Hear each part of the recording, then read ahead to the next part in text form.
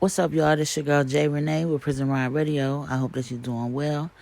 This evening, we got a brother that you've heard on our platform before in the form of his music, but we actually going to do an interview with him, get to find out what he got going on, where the music started, and about his situation. His name is Lamar Skeete.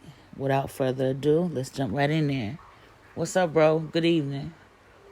Respect Prison Riot Radio. Respect. Really appreciate this opportunity to tell my story on this platform and get the message spread across the land. So I'm excited for this interview. All right, for sure. We're excited to have you. So we're going to jump right into it. All right. So tell the people a little bit about yourself and where you're from. My name is Lamar Skeete, also known as Ammo, Lyrical Ammunition. I'm from Toronto, Canada, and I'm wrongfully convicted for rap. Right now I'm in the federal penitentiary, max penitentiary. I've been locked up in the Fed since 2012 in Canada. Okay, you've been down for a while, bro, for sure. So let's ask about that first. You know, how are you doing? You already know, faith in God. You know what I'm saying? Mentally strong, stable. I'm mentally stable, spiritually driven. I'm mainly a spiritual person. And physically, I'm doing good. You know, I'm eating healthy, drinking water, eating my fruits and vegetables. You know, I'm keeping it solid for the culture. Okay, we definitely appreciate that. So tell the people where you are from again. I'm from Toronto, Canada. Canada. All right, so how was it growing up in Toronto? I grew up in a place called Toronto in North York, a place called the South Side, known as the Deep South. Okay. You know, it's similar to New York. Toronto's similar to New York in the sense of you got a lot of Caribbeans walking around. And, you know, unfortunately, I grew up in a low-income environment where there's a lot of treachery and drug use and activities going on the corners, right? So growing up in Toronto with me, it was just growing up in a low-income community with a single mother and a brother. So it was basically a struggle, but we loved each other and everyone in the community loved each other. And even though we were struggling, we still were trying to make it through. But we were also seeing hideous activities all around us at the same time. You feel me? Yeah. So let me ask you, how did you, decide to, take up with music and stuff? Like, how long have you been doing music? I've been doing music since I was 12 years old. First, I started listening to music, and then, I started, saying I could create my own words and make it rhyme. And just being in my environment, people used to run freestyle competitions, and, that's how we had a good time. So I used to start off freestyling, and then we got into, artistry, writing songs about what we're going through and stuff, right? Okay. So you would say that, your environment, how you grew up, inspired a lot of your writing?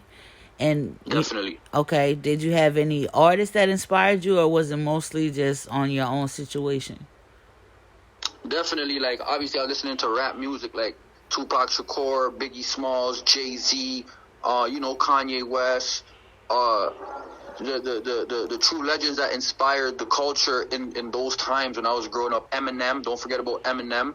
Obviously I was listening to the music, but when I started coming with my own craft and people used to tell me, you don't sound like anybody else, you sound like yourself, and that's special for an artist to have, And then I started taking my lyricism more serious. And like I said, I got to hit them with punchlines and jabs and, Hadouken. So at the end of the day, everything I've been through is a part of my art craft. Every little situation, every lesson I learned, I put it into my poetry, basically, my rap music.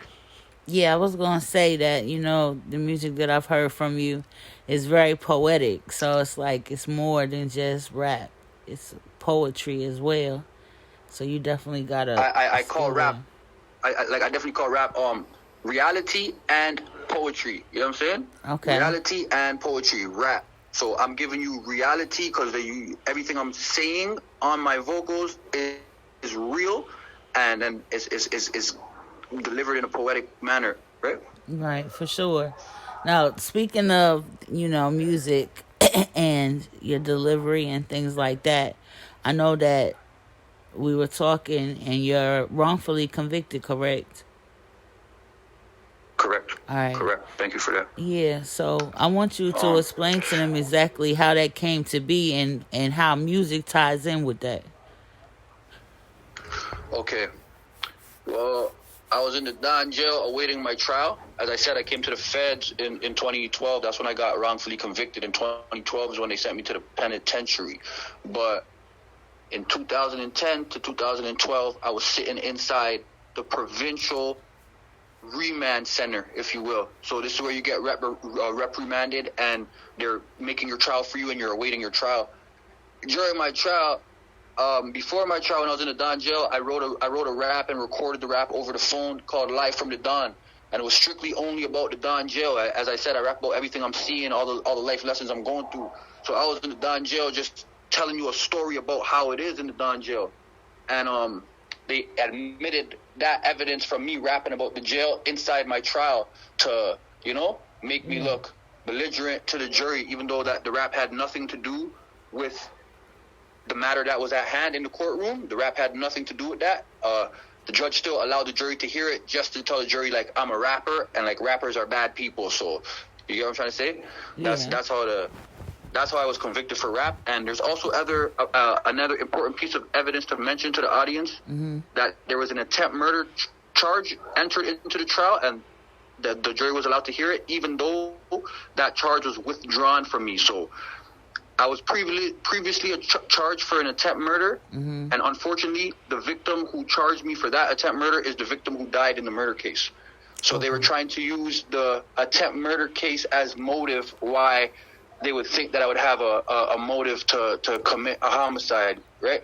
Okay. But they basically pretty much let the jury hear the whole attempt murder case, even though it was withdrawn from me, which is totally biased in the court. You understand? Because they're not supposed to be talking about anything to do with any of my criminal history that I'm not convicted for. You understand?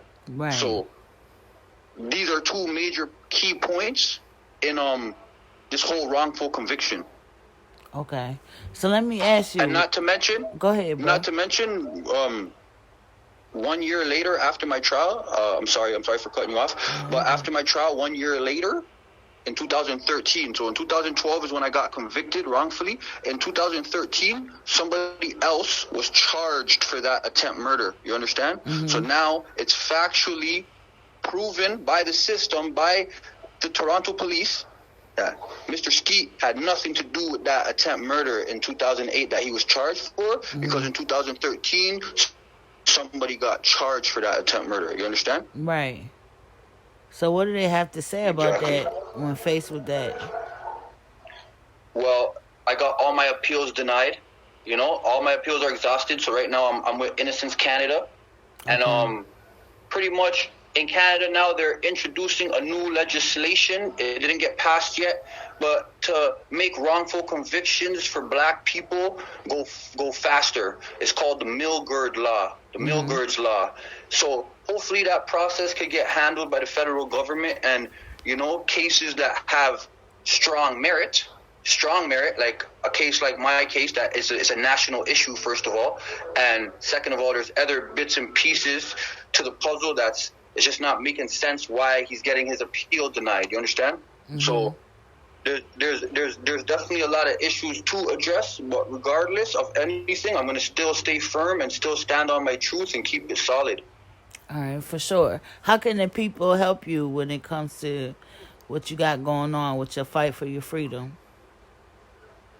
Honestly, if people want to help me, like, it's just universal energy. I just need positive energy, like, deflect all the forces trying to hold me back, the government forces, unfairness, every type of evil energy holding me back. Like, I'm not asking nobody to give me money or set up a GoFundMe account, nothing like that. All I need is your positive energy from your heart to ask the universe to free me from prison and overcome the oppressor.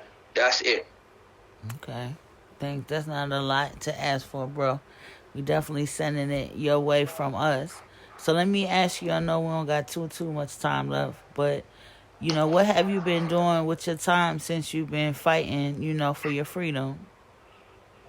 Hey, man, I've been elevating my mind, learning, learning every day, being grateful for life, humbling my soul, recording projects. I've been dropping projects from the penitentiary since 2015. I'm on SoundCloud, Lyrical Ammunition. You can catch me on YouTube. Type me in, Ammo. I got some tracks on YouTube as well. And hey, I just make music. I consider myself a poet. I have an interesting life, and like I just one day hope to conquer this oppressor. Like that's my main dream, is to conquer the oppressor and bring freedom to the children of Israel. For real, for real. Okay, that's a good dream to have. Well, I want to give you an opportunity to, have the floor to speak on anything that you want to. So the floor is yours. Okay, first of all, I'd like to say, shout out to Prison Riot Radio. This is like one of the realest platforms on the land in regards to like tapping in with the prisons all across the land. I rock heavy with the Behind the G-Wall freestyle. Yes, that Behind the G-Wall freestyle segment you guys have, lovely. I love it. From Chicago to Atlanta, everywhere across the nation to Toronto. Yo, you guys are really rocking. I rock with you guys. I rock with all the prison platforms that tap in with prisoners and mental health, all that. Like this is all real. That show us love. That show us that we are still man. We're still God's children.